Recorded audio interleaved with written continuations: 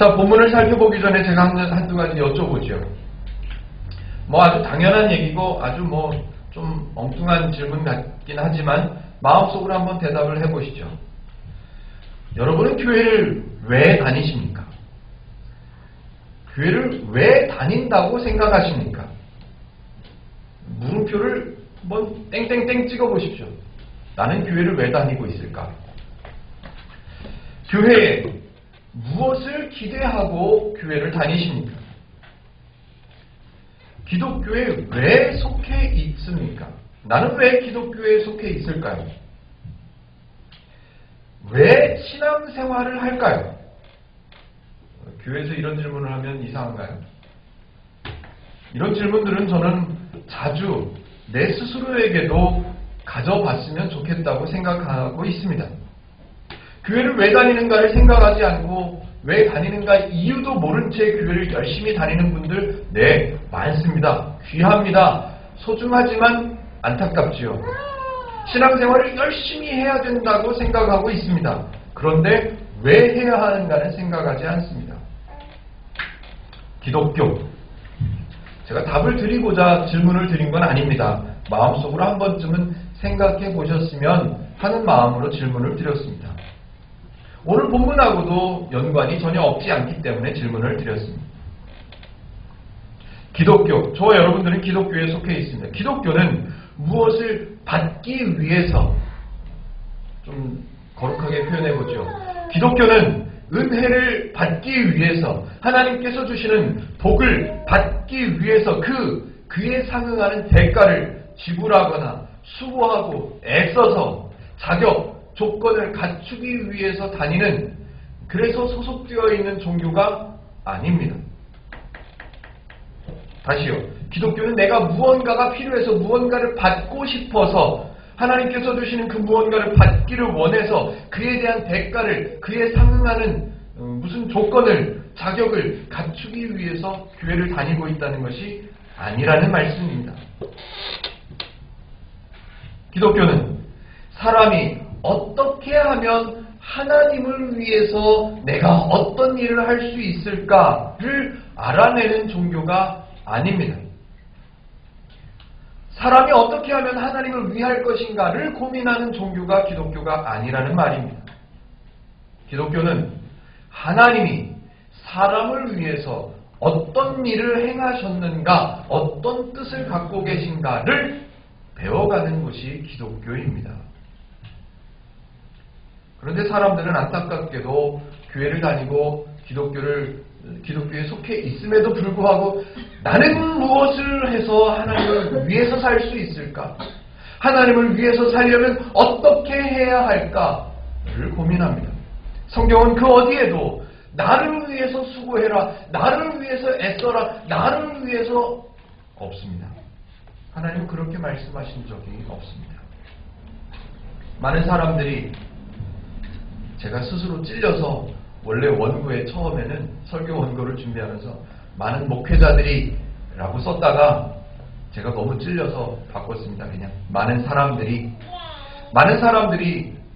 스스로 거룩한 신앙인 것처럼, 거룩한 신앙을 갖고 있는 사람인 것처럼 흉내를 냅니다. 목소리를 나지막하게 깔고요.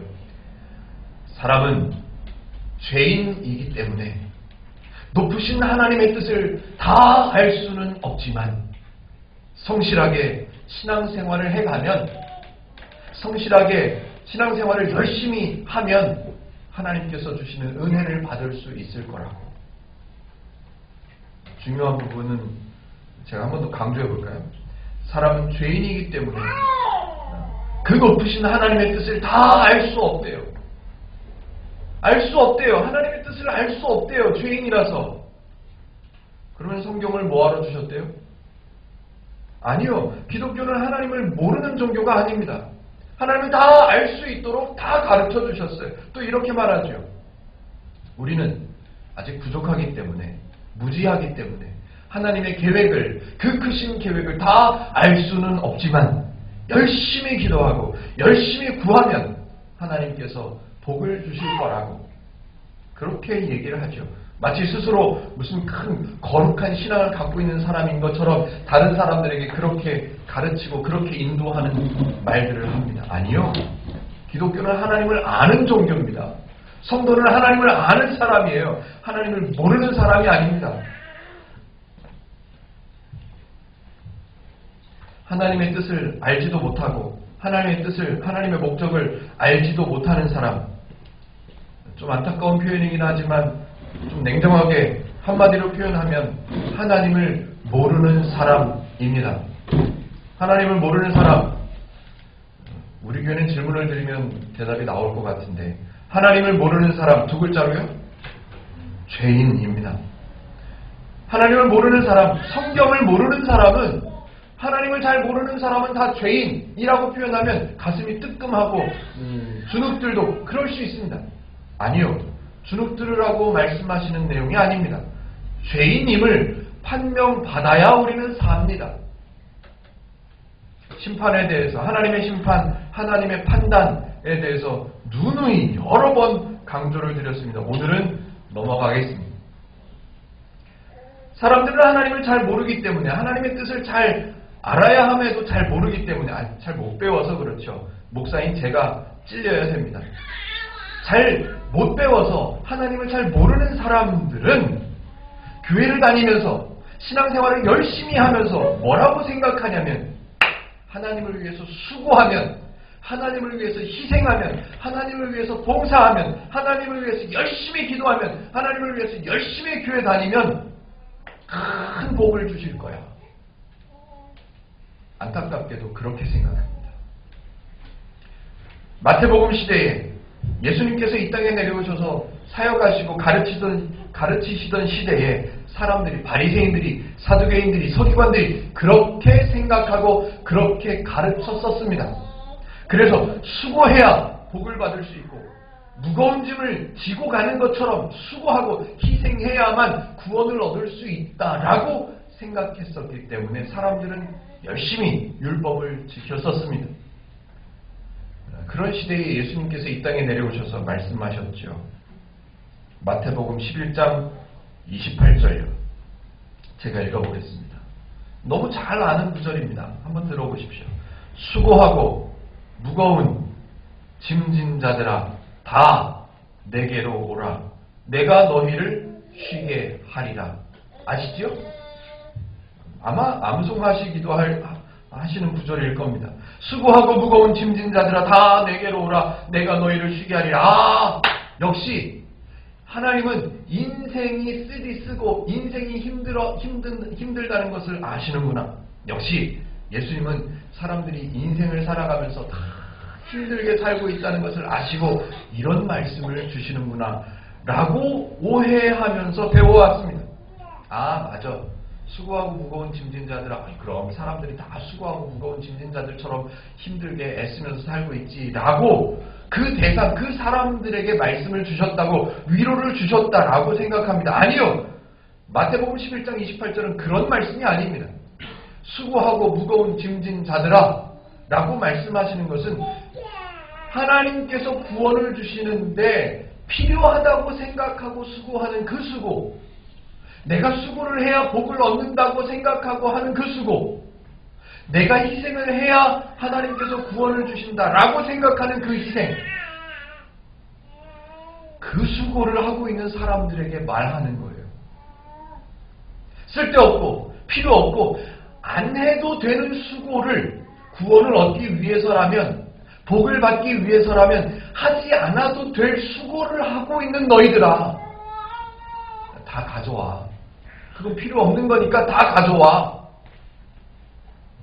만약에 우리가 그냥 언뜻, 그냥 선뜻 알고 있었던 것처럼 인생의 수고를 향해서 예수님께서 말씀하셨다면 저와 여러분들이 지금 살고 있는 이 시대에도 저와 여러분들의 인생에는 힘든 일이 있으면 안 되는 거예요. 교회를 다니니까 저와 여러분들의 인생 속에 힘든 일이 생기면 예수님이 거짓말한 거죠. 마태복음 11장 28절은 없어져야 되죠. 그런 생각 안 해보셨죠? 수고하고 무거운 짐진 자들아 다 내게로 오라. 내가 너희를 쉬게 하리라 라고 말씀하셨다면 우리의 인생에 수고가 없어야죠. 무거운 짐이 없어야 맞지요. 그런데 인생 살아가는데 수고함이 없습니까? 아니요. 그 얘기가 아니란 말이에요. 마태복음에 예수님께서 그 시대에 필요 없는 수고를 하는 사람들, 필요 없는 희생을 하고 있는 사람들, 그 사람들에게 말씀하시는 거예요. 야, 그 방법이 아니야. 그 방법이 아니야. 너희들의 방법으로는 가능성이 없어. 라고 그 시대 종교 지도자들에게, 그 시대 성도들에게 알려주시는 거예요. 수고하고 무거운 짐진 자들아, 필요 없고 하지 않아도 되는 그 수고, 없어도 되는 그 짐, 왜 지고 있냐, 왜 수고하고 있냐, 다 가져와라. 본문으로 좀 들어가 보죠. 지난주에 로마서 4장 앞부분을 설명하면서 사도 바울이 아브라함을 등장시켰다라고 말씀을 드렸습니다. 그래서 아브라함이 등장해야만 하는 이유를 열심히 설명을 해드려봤습니다. 혹시 기억이 잘 안 나시면 유튜브에서 한번 지난주 내용을 들어보시면 좋겠습니다. 아브라함이 등장하는 이유를 제가 잠깐 동안 소개해드렸었습니다. 이 아브라함이 왜 소개되었을까? 믿음의 조상이었기 때문에 믿음을 돈독하게 하기 위해서, 믿음의 도전을 주기 위해서 믿음의 조상인 아브라함을 소개했을까요? 아니요. 그게 아니라고 말씀을 드렸습니다. 우리가 믿음 생활하면서, 신앙 생활하면서 우리의 믿음의 본이 되는 아브라함을 소개했을 거야가 아니라고 말씀을 드렸습니다. 모든 사람이 죄인이라고 로마서 3장에서 소개를 했습니다. 모든 사람이 죄인이라고 그렇게 소개를 해놓고 나서 바로 넘어오는 4장에서 아브라함을 소개하는 거예요. 이 아브라함은 위대한 믿음 때문에 지금 사도 바울이 소개하는 게 아닙니다. 아브라함을 소개하는 이유는 딱 하나예요. 모든 사람이 죄를 범하였음에 하나님의 복음에, 하나님의 구원에 이르지 못하였다 라고 소개해놓고 아브라함을 소개합니다. 왜요? 모든 사람이 죄를 범한 그 모든 사람의 대표적인 한 사람으로 아브라함을 소개하는 거예요. 그래서 지난주에 아브라함의 어렸을 적 생활, 아브라함의 삶의 환경을 제가 잠깐 소개해드렸었던 것 같습니다. 아브라함, 아무 행위가 없었어요. 아브라함이 행한 것이 있어서 구원을 얻었고, 아브라함에게 큰 믿음이 있어서 하나님께서 그 믿음을 보시고 아브라함을 소개하신 거라면 1절부터 달라져야 된다고 말씀을 드렸었습니다. 1절, 육신으로 우리 조상인 아브라함이 무엇을 얻었다 하리요. 이렇게 쓰면 안 된다고 그랬어요. 아브라함의 행한 것을 본받으라고 성경에 소개하려고 했다면 아브라함이 행한 것을 우리는 알아야 된다. 이렇게 시작해야죠. 1절에. 아브라함이 무엇을 행하였는가를 생각해보자. 이렇게 가야죠. 이렇게. 아브라함이 어떤 신앙생활을 했는가? 아브라함이 어떤 믿음을 가졌었는가? 이렇게 출발을 해야 됐겠죠. 그런데 성경은, 바울은 이렇게 출발합니다. 아브라함이 무엇을 얻었다 하리요. 바꿔서 표현하면 하나님이 무엇을 주셨다고 생각하는가? 하나님이 주신 것을 기억해야 된다고, 배워야 한다고, 그 내용을 설명할 거라고 지금 출발하는 거예요. 무언가 신앙적인, 믿음적인 행위나 수고를 했던 아브라함을 소개하는 게 절대로 아니라는 말씀입니다.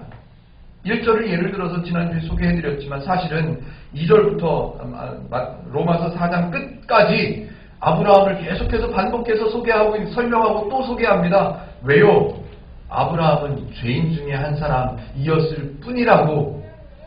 그래서 하나님께서 그런 죄인인 아브라함조차도 믿음으로 여겨주시고 의인이라고 여겨주시고 그 사람을 세우시고 그 사람을 부르시고 그 아브라함조차도 하나님께서 하나님의 사람으로 세우셨던 그 하나님을 강조하기 위해서 아브라함을 계속해서 설명하고 있는 거예요. 야, 역시 아브라함이야. 이러니까 사도 바울이 아브라함을 소개했겠지. 아니요. 그런 사고를 가지고 성경을 읽으면 전혀 엉뚱한 데로 갑니다. 계속해서 혹시라도 오해할까봐 사도 바울은 계속해서 쉬운 말로 설명하죠. 6절요. 일한 것이 없이 하나님께 의로 여기심을 받은 사람. 일한 것이 없이. 이삭을 제단에 갖다 바치려고 했대요. 그 믿음. 아니요. 그걸 강조하려면 그 내용을 써야지요. 그런데 사도 바울은 일한 것이 없이 하나님께서 의로 여기심을 받은 사람. 성경은 이렇게 로마서 4장을 통해서 앞으로도 설명을 드리겠지만 성경은 사도 바울은 아브라함을 소개해서 일한 것이 없는 사람임에도 불구하고 의로 여기시는 하나님, 그 하나님을 강조하는데 사람들은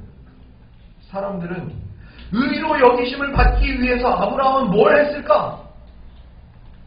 의로 여기심을 받기 위해서 아브라함은 뭘 바쳤을까? 아브라함은 어떤 신앙생활을 했을까? 사람들의 초점이 엉뚱한 데로 갑니다. 그래서 믿음의 조상 아브라함을 우리는 본받아야 된다고. 우리도 믿음의 조상 아브라함 같은 그런 사람이 되어야 되지 않겠냐고 왜곡된 이야기들을 즐비하게 늘어놓습니다. 행복누림교회는 성경을 보면서 오해하지 않으려고 애를 쓸 겁니다. 행복누림교회가 다른 교회들처럼 구제하는 일을 많이 하게 될지는 모르겠습니다. 봉사하는 일을 많이 하게 될지는 모르겠습니다. 그런 일들은 어떻게 될지 확신할 수는 없지만 적어도 부족하고 젊은 목사 입장에서 행복누림교회를 여러분과 함께 세워가는 목사 입장에서 설교하는 사람의 입장에서 한 가지 단언할 수 있는 것은 성경을 오해하지 않도록 저는 최선을 다해서 여러분들을 섬기게 될 것입니다. 죄인 중에 한 사람, 그 모든 사람이 다 죄를 범했는데 그 모든 사람 죄인 중에 한 사람 아브라함을 계속해서 교보제로 사용하고 있습니다.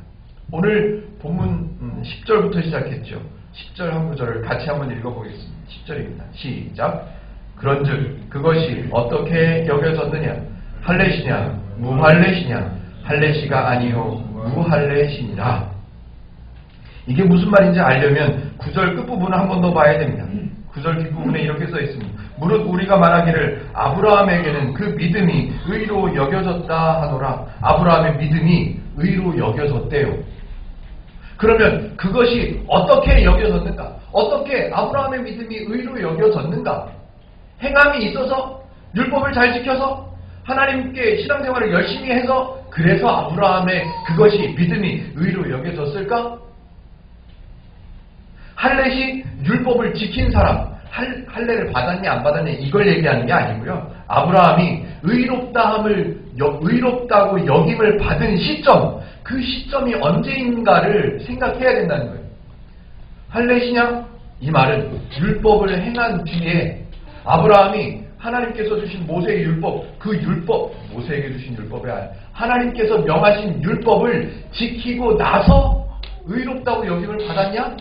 아니면 하나님을 향해서 율법을 지키기 전에, 율법을 행하기 전에 행한 게 없을 때 하나님께서 의롭다고 여겨주셨냐? 그 시점을 확인하자는 거예요. 할례시냐? 무할례시냐? 바울이 스스로 질문해놓고 스스로 대답합니다. 할례시가 아니요 무할례시니라. 아브라함이 율법을 행하고 나서 그 율법으로 인해서 의롭다고 여김을 받은 게 아니라 무할례시, 율법을 행하기 전에 행한 게 아무것도 없을 때, 죄인이었을 때 하나님은 그를 의롭다고 여겨주셨다는 말이에요. 지난주 설교 제목을 혹시 기억하십니까? 여겨주셨다고요. 하나님께서 의로 여겨주셨다고요. 우리의 믿음을 보시고 판단하셔서 우리 믿음을 보고 의롭다고 여겨주시는 게 아니라 우리가 죄인이었을 때, 우리가 행한 것이 없을 때, 우리를 아무리 뜯어보고 아무리 좋게 보려고 해도 답이 없을 때, 그때 하나님은 저와 여러분들을, 아브라함을 의롭다고 여겨주셨다고요. 그래서 사도 바울이 짚어주는 거예요. 할례시냐? 아니라 무할례시에 율법을 지키기 전에 행한 것이 없었을 때, 죄인이었을 때 아브라함을 의롭다고 여겨주셨다. 그분이 하나님이시다. 기독교는 복을 받기 위해서 율법을 행하는, 복을 받기 위해서 신앙생활을 하는 그런 종교가 아닙니다. 기독교는 복을 받은 사람이, 하나님께서 이미 구원의 복을 주신, 복을 받은 사람이 너무 좋아서, 하나님의 원리를 배우다 보니까 너무 좋아서, 너무 풍성해서 자연스럽게 율법을 지켜가게 되는 거예요. 교회를 왜 다닙니까? 복 받기 위해서 교회를 다닙니까? 아니요. 복 받은 사람이 복 주신 하나님을 배우기 위해서 교회를 다니는 거예요. 교회를 왜 다닙니까? 물어보면 대답 못하는 청년들이 얼마나 많았는지 모릅니다. 처음에는 웃죠. 교회 왜 다니니? 라고 물어보면 웃습니다. 그런 질문을 하냐고, 전도사님이 그런 질문을 해도 되냐고 웃습니다. 그런데 제가 정색하고 다시 한번 묻죠. 교회를 왜 다니냐? 교회를 안 다니면 하나님이 때리시냐? 교회를 안 다니면 무슨 일이 생기냐? 정색하고 물어보면 대답을 못합니다. 왜요? 모르니까요. 하나님께서 주시는 복을 받기 원하는 사람이라면 그만큼 심어야 됩니다. 심은 대로 거둡니다. 수고해야 되고 희생해야 하나님께서 복을 주십니다. 심는 자만 거둘 수 있고 남들보다 더 열심히 신앙생활하고 더 열심히 희생하는 사람만이, 하나님을 위해서 일 많이 하는 사람만이 더 큰 복을 받을 수 있고 더 큰 은혜를 받을 수 있다고 말한다면 뻥입니다. 거짓말이에요. 성경을 모르고 말하는 말이에요. 그렇게 말하는 것은 기독교도 아니고 설교도 아니고 복음도 아니고 성경도 아닙니다. 복음을 알아야죠. 성경을 배워야죠. 성경이 뭐라고 말하는지를 우리는 바르게 알아야죠. 그래야 바르게 교회를 다닐 수 있죠. 바르게 신앙생활을 할 수 있죠. 사람들은 일을 하다가 실망하기도 하고 좌절하기도 하고 끝내는 지치기도 합니다. 왜 사람들은 일하다가 실망하고 좌절하고 지칠까요? 원래는 다 간단합니다.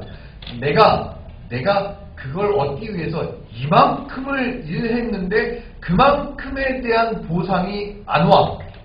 그러면 실망하죠. 내가 기대하는 게 이만큼이 있는데 그만큼을 위해서 내가 이만큼 수고하고 이만큼 희생했는데 그게 안 와. 그럼 좌절하죠. 내가 며칠 동안 애를 썼는데 내가 몇 년 동안 신앙생활을 했는데 안 와. 지치는 거죠. 세상에서 그런다면 이해가 돼요. 세상은 하나님의 원리를 모르는 사람들이니까 이해가 됩니다. 그래도 돼요. 그런데 교회 안에서도 은혜를 받기 위해서 하나님께 열심히 충성했는데 남들은 잘 되는데 나는 안 와. 지치는 거죠. 나는 신앙생활을 40년 동안 했는데 그 복을 받기 위해서, 내 자녀가 잘 되는 복을 받기 위해서 내가 40년 동안 신앙생활을 했는데 내 자녀 꼴을 보니까 안 돼. 통장을 보니까 허술해. 내 형편을 보니까 말이 안 돼. 이건 은혜를 받은 게 아니야. 지치는 거죠. 좌절하는 거죠. 실망하는 거죠. 하나님이 원망스러운 거죠.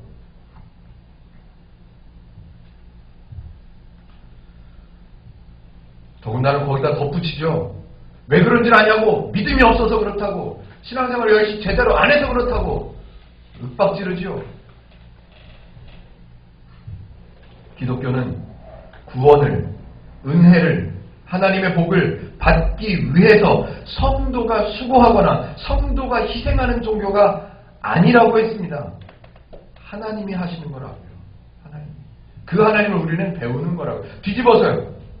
뒤집어서 생각해도 우리는 인정이 돼야 됩니다. 뒤집어서 생각하면, 표현하면 조금 더 힘들어 보입니다. 표현이. 뒤집어서 한번 설명해 보죠. 수고하고 아무리 희생한다고 하더라도 성도에게는 그 수고와 그 희생에 합당한 더 큰 은혜, 더 큰 복, 그런 걸 주시는 하나님은 없다. 신앙생활을 수십 년을 해도 그 수십 년에 대한 상가는 큰 복을 주시는 하나님 없다. 좀 냉정하게 들리십니까? 왜 없을까요? 내가 아무리 수고해도 아무리 희생해도 뭘 받고 싶어서 아무리 희생해도 안 주신대요. 왜 그럴까요? 저는 누누이 말씀을 드렸습니다. 하나님은 더 주실 필요가 없습니다. 왜요? 다 주셨다고 말씀하시니까. 이미 다 받았다고 성도들에게 설명하시니까요. 내가 다 줬어. 내가 생명 던져서 너에게 구원을 다 이루어냈어. 그런데 너는 구원을 얻기 위해서 수고하냐? 아니요.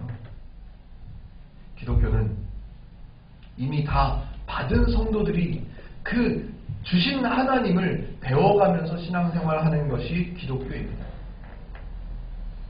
그렇다면 도대체 하나님은 어떤 분이시고 하나님은 어떤 목적으로 아브라함을 통해서 우리를 설명하고 있을까요? 하나님께서 사람의 몸을 입고 이 땅에 내려오셔서 예수님께서 사역하시고 가르치신 목적, 그 뜻은, 그 행하심은 뭘까요? 왜 하셨을까요? 오늘 설교의 제목으로 삼았습니다. 이 본문 마지막 절, 우리가 읽은 마지막 절 24절과 25절을 읽었을 때 행동대님께서 이때까지 설명했던 성도, 교회, 하나님 이 방향하고 만약에 다른 방향이라면 우리는 헛살았어요. 우리의 신앙은 가짜예요. 뻥이에요.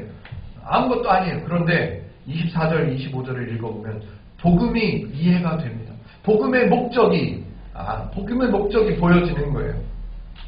24절, 25절 제가 한번 읽겠습니다. 의로 여기심을 받을 우리도 위함이니 곧 예수 우리 주를 죽은 자 가운데서 죽이셨어요. 첫 번째 복음 중에 첫 번째 스토리, 예수를 우리 주를 죽이셨어요. 죽은 자 가운데서 살리시니 살리셨어요. 또 살리시니를 믿는 자니라. 예수는 우리가 범죄한 것 때문에 내줌이 되고 내줌이 되셨대요. 뭐 때문에? 우리 범죄 때문에, 우리 죄 때문에, 우리가 하나님을 몰랐던 것 때문에 내줌이 되셨대요. 그리고 결국에 다시 살아나셨느니라 라고 써 있습니다. 이게 복음이잖아요. 우리 죄 때문에 하나님께서 대신 죽어주시고 사흘 부활하셨다. 그래서 죄를 없게 하셨다. 이게 복음이잖아요. 그 복음 목적이 뭐래요? 목적이 써 있습니다. 이 모든 일들을 왜 하셨을까? 마지막 줄에 있죠. 마지막 줄에 있습니다. 우리를 의롭다 하시기 위하여. 우리가 행한 게 많아서요? 우리가 믿음 생활을 잘 해서요? 우리가 30년, 40년, 10년 신앙생활을 오랫동안 했기 때문에요? 우리가 40일 새벽기도를 완주했기 때문에요? 우리를 그래서 의롭다고 여기시나요? 아니요. 우리에게는 아무리 찾아봐도 우리의 행위를 아무리 쌓아도 그것으로는 가능성이 없습니다.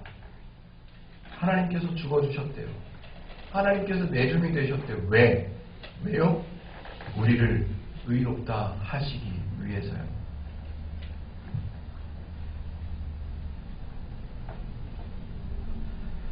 아브라함 얘기를 계속하니까 다른 얘기를 좀 해보죠. 모든 사람이 죄인이라고 선포했고 그 죄인 중에 한 사람 아브라함을 예를 들어서 설명하고 있습니다. 앞으로 25절까지 계속 아브라함이 나오고 있잖아요. 아브라함 계속 나옵니다. 그렇다면 아브라함은 그렇다 칩시다. 아브라함은 여기서 설명해주고 있으니까 오케이, 아브라함은 무할례 시에 의롭다고 여김을 받았고 아브라함은 행한 것이 아무것도 일한 것이 없는데 하나님의 의롭다 하심을 받은 사람. 오케이, 아브라함은 인정했어요. 그럼 다른 사람이면 가능할까요? 다른 사람, 우리가 위대하다고 배워왔던, 우리가 본받아야 된다고 배워왔던, 우리가 아들을 낳으면 이름을 그 성경 인물로 이름을 지어주고 싶었던 그 인물들이었다면 괜찮았을까요? 다윗이었다면 어땠을까요? 모세였으면 어땠을까요? 디모데였으면 어땠을까요? 여호수아였으면 어땠을까요? 다 그런 인물들이었다면 가능했을까요? 아니요. 똑같은 거죠. 우리는 어떻게 배웠냐면 그 성경의 인물들의 믿음이 대단하다고 배웠어요. 아브라함의 믿음이 대단하다고 배웠어요. 그런데 성경은 그렇게 말하지 않아요. 아브라함은 아무것도 아니야. 그 아무것도 아닌 아브라함을 믿음의 사람으로 세우는 하나님, 그 하나님이 우리 하나님이야 라고 성경은 강조하는데 우리는 엉뚱하게 아브라함, 믿음의 조상 아브라함, 믿음의 지도자 모세, 선한 왕, 위대한 왕 다윗, 우리는 그렇게 지금까지 걸어왔었습니다. 아니요. 요즘에 성경을 열심히 읽고 있습니다.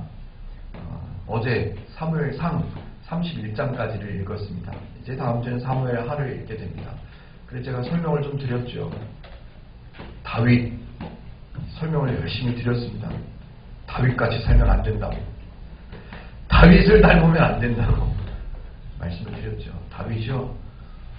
저도 주일학교 때부터 들어왔죠. 배웠습니다. 위대한 왕이라고, 큰 믿음의 사람이라고, 훌륭한 신앙을 가진 사람이라고 배워왔었습니다. 그런데 성경을 띄엄띄엄 필요한 곳만 다윗을 배우기 위해서, 다윗을 본받기 위해서 읽어왔던 그 부분들만 읽는 그 성경 읽기가 아니라 빠뜨림 없이 성경을 차례대로 쭉 읽어나가다 보니 다윗은 결코 닮아서는 안 되는 폐륜, 이런 폐륜하고 없죠.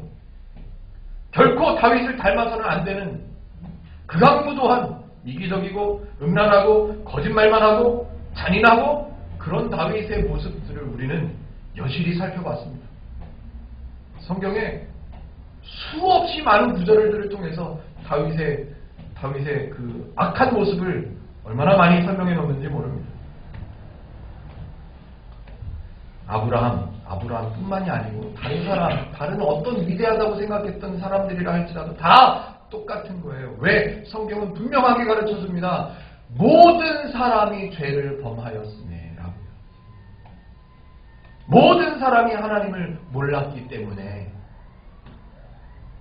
아브라함 조금만 더 이해를 돕기 위해서 계속해서 사도 바울이 설명하니까 아브라함 설명을 조금만 더 해보죠.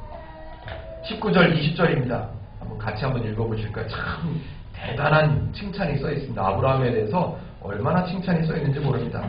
4장 19절 20절 같이 한번 읽어주세요. 시작.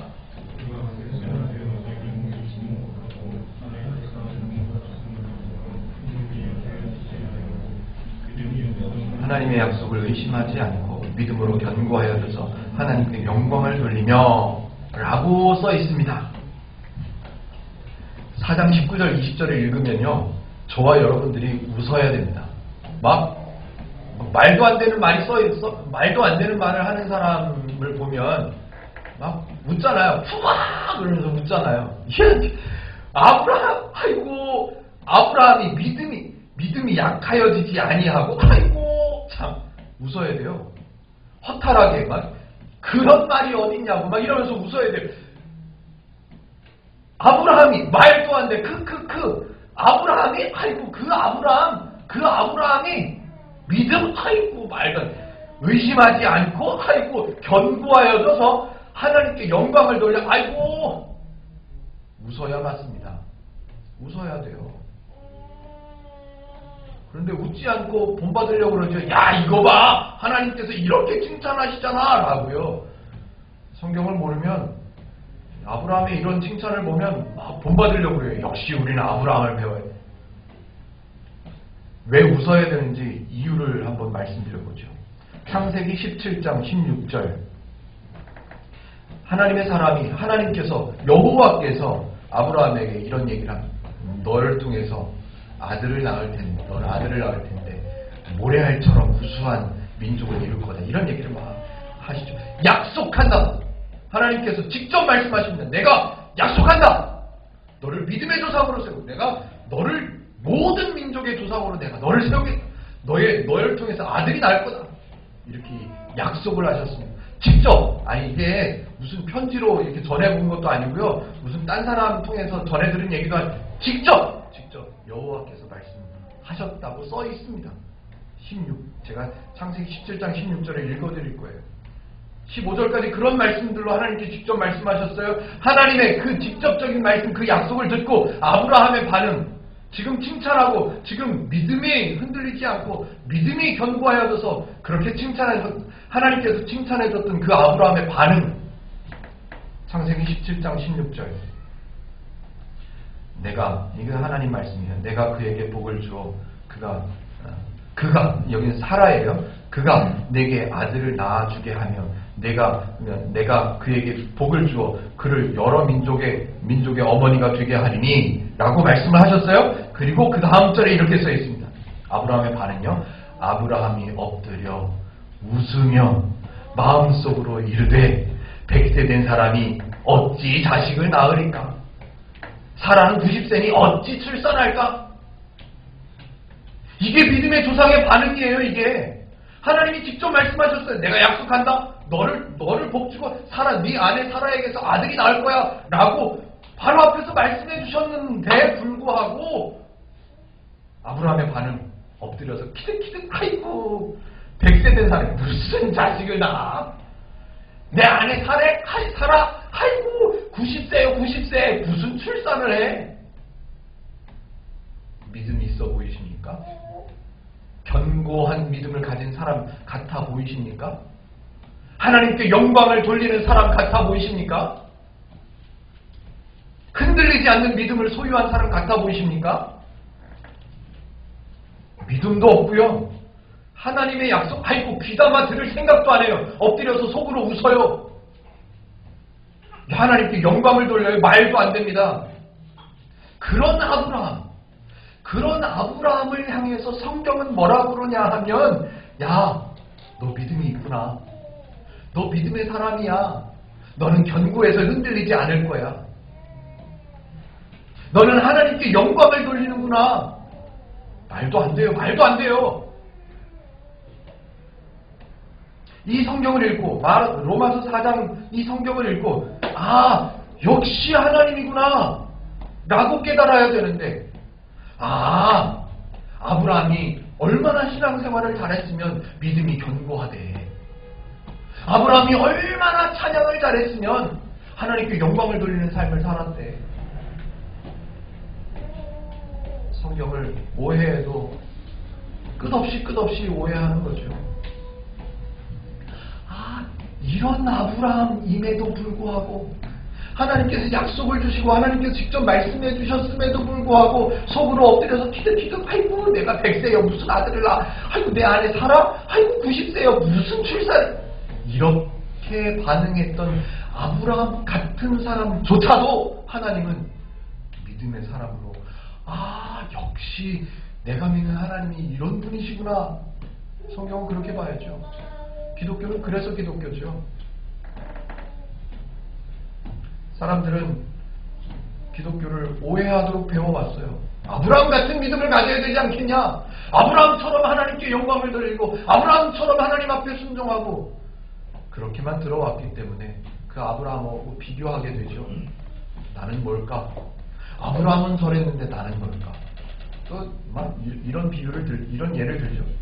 아브라함 같은 믿음의 조상은 아들을 갖다 바치라고 했을 때 아무 말도 안 하고 아침 일찍 일어나서 이삭을 데리고 갔습니다. 여러분이라면 그렇게 할 수 있겠습니까? 협박하는 거죠. 저는 못해요. 나는 왜 믿음이 없을까? 나는 왜 성경이 안 믿어질까? 나는 왜 하나님을 잘 모를까? 내 신앙은 왜 이 모양 이 꼴일까? 내가 이래서 천국에 갈 수 있을까? 하염없이 낮아지는 거예요. 하염없이 낭망하고 하염없이 좌절하는 거예요. 하나님이 나 같은 사람 보시기나 하실까? 하나님을 몰라서 하는 생각입니다. 아니요. 내가 아무리 못나 보여도 아브라함보다는 낫지 않나요? 저와 여러분들이? 아브라함은 복음이 없었어요. 십자가도 몰랐고요. 아브라함은 그저 자기 아버지가 우상 조각 만들어서 파는 거 쳐다보면서 자랐어요. 저와 여러분들은 그보다는 낫잖아요. 아브라함, 하나님께서 만약에 지금 이 시대에 하나님께서 짠 하고 환하게 나타나셔서 제대로 쳐다볼 수도 없는 그 하나님의 모습으로 나타나셔서 저와 여러분 앞에서 내가 너에게 약속한다. 내가 너를 건강하게 해줄게. 그러면 아이고 하나님 그게 무슨 말이에요? 저는 건강할 수가 없어요. 라고 말하겠습니까? 아니요. 이야 하나님께서 저와 여러분들은 그런 일이라도 한번 있으면 진짜로. 근데 그런 상황에서도 아브라함은 웃었어요. 믿지도 않았어요. 이런 아브라함보다는 저와 여러분들이 낫잖아요. 교회 몇 주 빼먹어도, 기도 하루에 1시간씩 안 해도, 헌금 빼먹어도 아브라함보다는 낫잖아요. 하나님을 모르는 사람처럼 좌절하지 마세요. 약해지실 필요가 없습니다. 불의하고 모자라고 믿음도 없고 열심도 없고 신앙도 없는 우리를 향해서 하나님이 일하셨어요. 왜? 하나님께서 희생하셨어요. 왜? 하나님께서 죽으셨어요. 왜? 저와 여러분들을 의롭다고 여겨주시기 위해서요.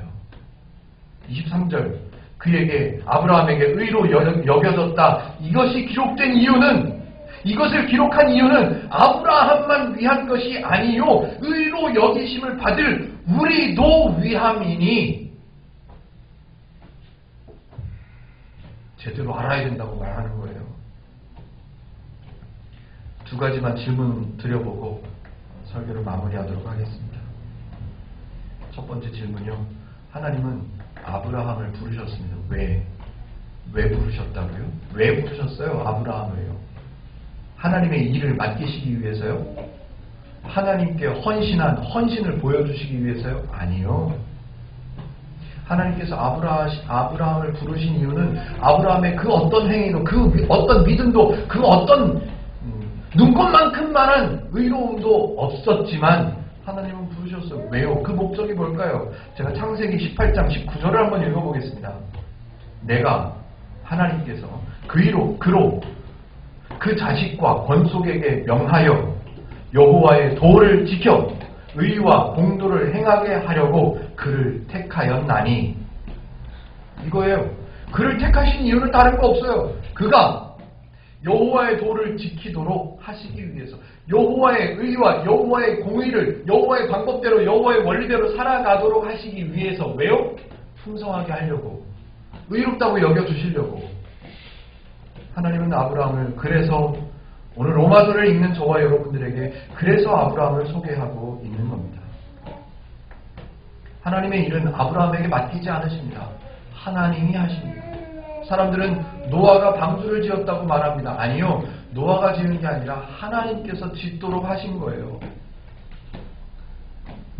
두 번째 질문을 드려보죠. 저와 여러분들은 행복누림교회라고 하는 작은 교회를 세워가고 있습니다. 왜? 왜 행복누림교회를 세워가고 계십니까? 하나님께서 저와 여러분들에게 명령하셔서요?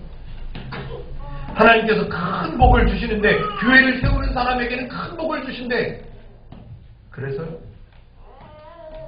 교회를 하나 세우면 하나님께서 그 자녀들을 대대손손 복을 주신대. 그래서요? 인생 속에서 교회를 하나 세웠다고 나중에 후대에게 자랑하기 위해서. 그래서요? 아니요. 그런 이유를 위해서 교회를 세우는 것이 아닙니다. 그런 이유를 갖고 교회를 세우다 보면 아까 말씀드렸죠. 좌절하게 됩니다. 낙심하게 됩니다. 결국은 지치게 되는 거죠. 우리가 행복누림교회를 세워가는 이유는 다른 것 없습니다. 하나님의 방법과 하나님의 원리대로 저와 여러분들을 살아갈 수 있도록 하나님께서 도우셔서 우리를 의롭다 하시기 위해서 그 행하신 하나님, 그 뜻을 갖고 계신 하나님을 자꾸만 조금씩 배워서 우리도 하나님의 뜻에 맞추어 그 성도로 그 풍성함을 누리고 그 행복을 누리고 하나님께서 주신 복을 하나하나 배워서 누려갈 수 있는 사람의 삶을 살아가기 위해서 교회를 세우는 거죠. 지난주에 말씀드렸죠.